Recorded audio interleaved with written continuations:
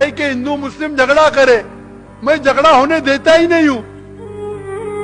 میرے خلاف چند ہارڈلی کوئی آپ کو ہندو ملیں گے، اکثر جو میرے خلاف ہے مسلمان ہی.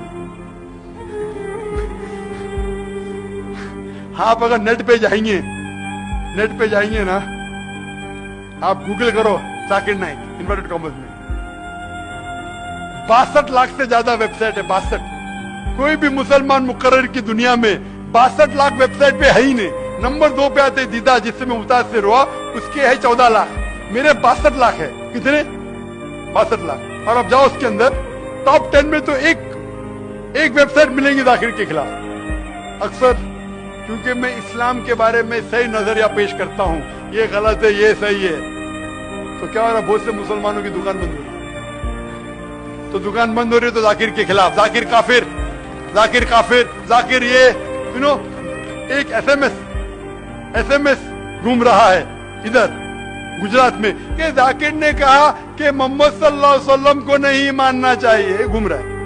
ارے جو شخص ہزاروں لوگ کو شہادت دیتا ہے، تقریر کیے کہ محمد صلی اللہ علیہ وسلم کی پیشن گوئی دیگر مذاہب میں، وہ شخص کبھی بول سکتا ہے؟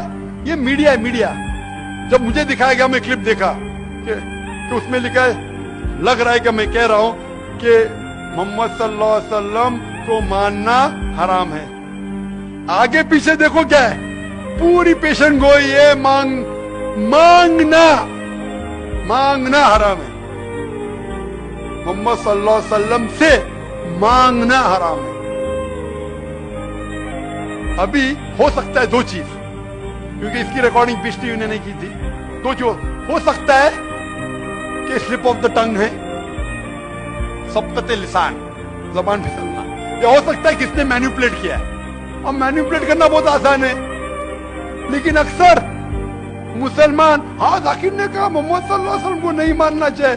کوئی بھی مسلمان جو میری تقریر سن چکا یہ مان ہی نہیں سکتا.